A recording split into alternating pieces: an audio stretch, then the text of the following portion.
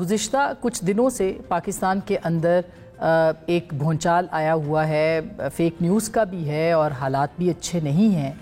جو کچھ ہوا ظاہرہ اسلام آباد کے اندر وہ قابل ستائش نہیں تھا۔ جو ہلاکتیں ہوئیں وہ 1 تھیں یا 4 تھیں یا 5 تھیں یا 10 تھیں، وہ قابل مذمت بھی ہے اور نہیں ہونی چاہیے تھی۔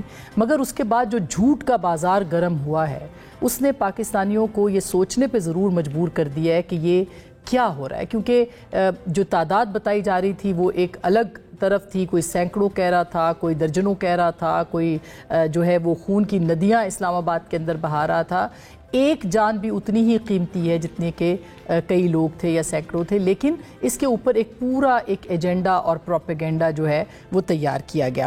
اس کے اوپر صرف یہی نہیں بلکہ اس کے ساتھ ساتھ خان صاحب کی صحت کے بارے میں، جب یہ معاملہ نہیں ہوا تو ان کی صحت کے بارے میں بھی ایک باقاعدہ منظم پروپیگنڈا کیا گیا کہ ان کی ذہنی صحت درست نہیں ہے، ان کے اوپر بہت ان کو کہیں شفٹ کر دیا گیا، اور قاسم سوری نے اس کے اوپر کافی زیادہ ٹویٹس بھی کیے۔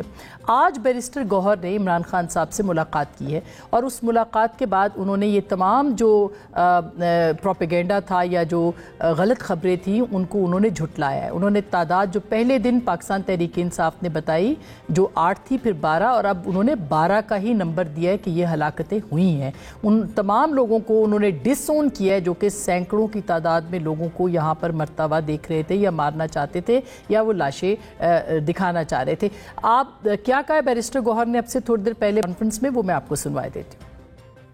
خان صاحب کے بارے میں جو خبریں چلا رہی تھی ان کے صحت کے بارے میں، یا یہ کہ وہ اڈیالہ جیل میں نہیں تھے، وہ بھی ساری خبریں غلط ہیں۔ خان صاحب کو اس کا کوئی پتہ نہیں تھا کہ 26 تاریخ کو کیا ہوا ہے۔ خان صاحب کا یہ پیغام ہے کہ پارٹی کے اندر اتحاد رکھو، کسی بھی اور آواز کے پیچھے نہ لگو۔ خان صاحب کا پیغام یہی ہے کہ آپ قومی اسمبلی کی اجلاس کو ریکویزیشن کرو، پارلیمان کے اندر آپ نے پروٹیسٹ بھی کرنا ہے، احتجاج بھی کرنا ہے۔ 12 شہادتیں ہوئی ہیں، ہم نے آن ریکارڈ کہا ہے کہ جو سینکڑوں لوگ کہہ رہے ہیں کو ہم نے ڈسون کیے ہیں۔ ڈی چوک میں آنا کوئی مقصد نہیں تھا کہ ہر لیڈر اسی وقت، چاہے سنگجانی ہو چاہے ڈی چوک ہو، وہ ہر لیڈر ڈی چوک ہی پہنچے۔ جدھر بھی ہوتا گولی نہیں چلنے چاہیے تھی۔ تو فی الحال مذاکرات کا کوئی نہیں کہتے ہم۔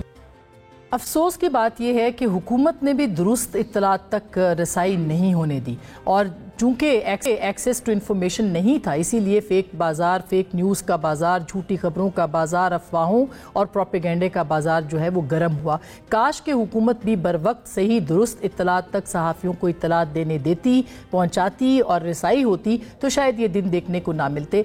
اس کے اوپر بھی ہم پروگرام میں بات کریں گے، لیکن دوسری طرف بیرسٹر گوہر کی اس وضاحت کے بعد خود ان کی ہی پارٹی ان کے خلاف بات کرتی نظر آتی ہے۔ جو باہر بیٹھے ہوئے لوگ ہیں ان کا اور نیریٹو ہے اور بیانیہ ہے، جو اندر پارٹی چلا رہے ہیں ان کا بیانیہ اور ہے، خود پارٹی کے اندر کنفیوژن ہے، اور اس پوری کنفیوژن کو کہ یہ کال کس نے دی، کس طرح ہوئی، بشرا بی بی لیڈ کر رہی تھی، انہوں نے ڈی چوک تک پہنچنے کا کہا، عمران خان صاحب نے کہا یا نہیں کہا، یہ تمام سوالات جو ہیں خود پاکستان تحریک انصاف کے اندر اٹھائے جا رہے ہیں، اور ایک آڈیو کی صورت میں علی محمد خان صاحب نے اس کا اظہار بھی کیا، وہ بھی آپ کو سنوائے دیتے ہیں، ذرا سنیے گا۔ 14 کو علیم آپا کی طرف سے یہ اعلان ہوا، حالانکہ میرا خیال ہے کہ یہ اعلان چیئرمین تحریک انصاف بیرسٹر گوہر کی طرف سے ہونا چاہیے تھا، کیونکہ خان صاحب نے کہا کہ آئندہ سے کوئی بڑا اعلان جو ہے وہ پارٹی مین آفیشل یعنی چیئرمین کرے گا، چیئرمین اگر نہیں ہے موجود تو جنرل سیکرٹری کرے گا۔ خان صاحب نے کہا نہیں، ڈی چوک یا کوئی جگہ اسپیسیفائی نہ کریں، آپ لوگوں کو اسلام آباد بتائیے۔ مجھے نہیں سمجھ آئی کہ لوگ کیوں اتنا اس وقت اس پہ سیخ و پا تھے، کچھ پاکستان سے باہر لوگ بھی، کہ ڈی چوک کی بات کیوں نہیں کر رہے۔ یار پولیٹیکل کمیٹی کی رائے یہ تھی خان صاحب کو اس پہ قائل کریں کہ احتجاج جو ہے اس کو آن ہولڈ کریں، کینسل نہ کریں، اور اگر مذاکرات ہوتے ہیں تو مذاکرات کو موقع دینا چاہیے۔ گور صاحب اور یہ جو پھر واپس آئے ہیں تو اگلی صبح انہوں نے پولیٹیکل کمیٹی کو بریفنگ دی کہ خان صاحب نے جو ہے وہ اجازت دی ہے کہ آپ اگر سنگجانی بیٹھنا چاہتے ہیں تو بیٹھیں۔ وہاں گور صاحب نے یہ بھی بتایا کہ خان صاحب کو علم نہیں تھا، جب ان کو بی بی کا بتایا گیا کہ بی بی بھی تشریف لائی ہیں تو انہوں نے کہا کہ اچھا وہ بھی آئیں۔ خان صاحب کی ڈائریکشن تھی کہ سنگجانی بیٹھ جائیں۔ اس کو میرے خیال میں 25 تاریخ کو ہی چیئرمین گوہر صاحب کو، سیکرٹری جنرل صاحب کو اسی وقت اعلان کر دینا چاہیے تھا۔ اس میں جو ڈیلے ہوئی ہے نا وہ کنونس کرنے کے لیے، کیونکہ وہ جب انہوں نے کہا کہ ہم نے بتایا تو بی بی صاحبہ شاید نہیں مانی، یا سی ایم صاحب کو تو کنوے ہو گیا تھا، سی ایم صاحب تو ایگری تھے کہ ہمیں نہیں جانا چاہیے آگے۔ میرے خیال میں یہاں سے ایک اسٹریٹجک غلطی ہوئی ہے کہ جب خان صاحب نے اجازت دے دی تھی سنگجانی بیٹھنے کی تو ہمیں نہیں جانا چاہیے تھا۔ میرے خیال میں ہم سے غلطی یہ ہوئی کہ ہمیں اپنے لیڈر کے حکم پہ عمل کرنا چاہیے تھا۔